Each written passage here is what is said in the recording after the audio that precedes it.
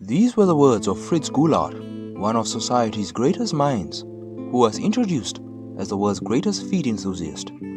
However, these words would later be denounced by Nicholas Pickling, one of society's other greatest minds, claiming that in order to be a food enthusiast, one must not glorify the pessimistic side of feet. This would prompt Sir Abraham Footmassage to write a 1,500-word essay criticizing both Fritz Goulart and Nicholas Pickling for their lack of degree in food examining, saying the following: "You infidels, who do not practice the teaching of souls, have gone on to spread deceit amongst those who look up to you. Many are lost and are not aware of the traditional ways of worshipping feet." To sum up the entire essay, Sir Footmassage had sworn to be the first person to create a home where all could freely lay their feet.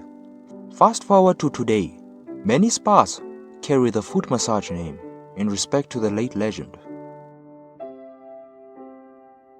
Adal Adar, the name of the town where the great Sir Abraham Footmassage was born. The town holds about 30,000 residents, which contributes to the accumulation of high congestion and overpopulation. Every street is filled with posters which have references to the town's legends, notably Mr. Footmassage. With one particular writing, "Here lies a man who practiced true absurdism. May he rest in eternal peace." The feet enthusiasts. Who are they, and where do they come from? Well, to start off, I'd like to add that the modern generation has skyrocketed the number of feet enthusiasts compared to the early years when the Scientology was still being discovered. Back in the 1800s, feet enthusiasts were very rare, suggesting to us the shame which was put upon those who were found guilty of loving feet. The urge was unlike any the government has ever seen. One article called it the feet plague of the 1800s. Divorce rates were even higher than every year combined. Many married men even snuck out of their homes to gather together and having midnight glance at a feet strip pole.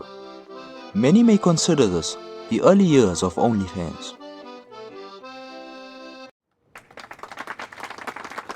Enter in Dr. Fritz Goulart, the first person to find an antidote to feet urges. His philosophy was to use poems and literature in order to normalize feet enthusiasm.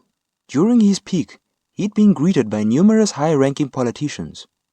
This is the place where Dr. Fritz Goulart had first greeted the president. Baoba, the town which appears to be the first town to ever catch the feet plague. Surprisingly, residents deny ever hearing of such a person.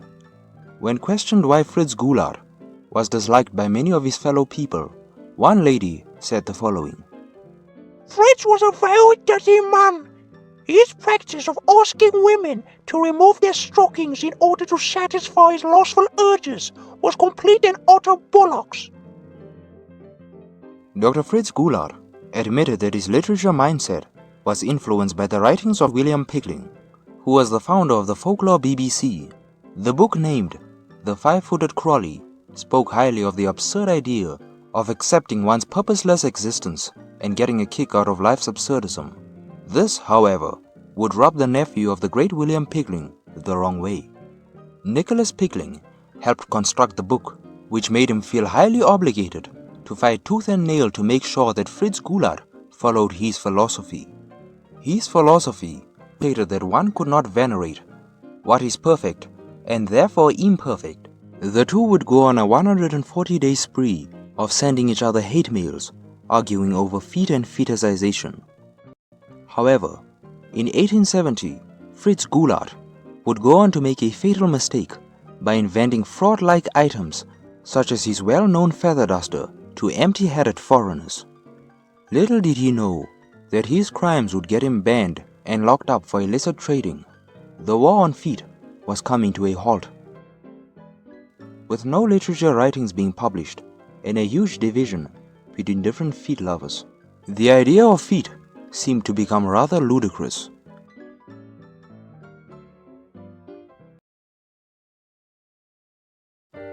Traveling back to the town of Ada, I had learned about the government's unorthodox ruling against anyone who was found guilty of something as simple as loving feet. On February 16, 1886, around 10,000 people had been publicly shamed as a form of delivering a message to all feet lovers. The harassment did not end there, however. On the 18th of March, the Feet Hatred holiday was introduced, which meant that from that day onwards, everyone would celebrate the hatred of feet. The people needed someone to stand up for their rights, and Sir Abraham Foot Massage was deemed the only person brave enough for the task. Abraham came from a well-off family. When he turned 17, he was the richest teenager in town, which meant that he could afford to pick any job he wanted. Rather than settling for a high-paying job such as a gynecologist or a psychiatrist, he chose to become a carpenter. At the age of 57, a retired carpenter had been involved in political drama. In 1888, he would make his now famous speech addressing the war on feet. The speech would influence a new wave of feet lovers to stand up for what they believed in, which caused a huge riot for the release of Dr. Fritz Goulart. Although fighting for the town's most hated food enthusiast, people found it necessary, seeing that without Fritz's writings, the normalization of feet would be unattainable. Both Pickling and Goulart supporters had one task in their mind, and so countless riots had begun to put the government under pressure. After just 5 years of arrest, Dr. Fritz Goulart was finally released.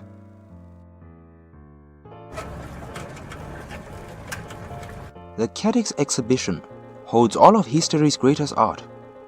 Here before us, we can see a 1950s painting of both King George V and Nicholas Pickling.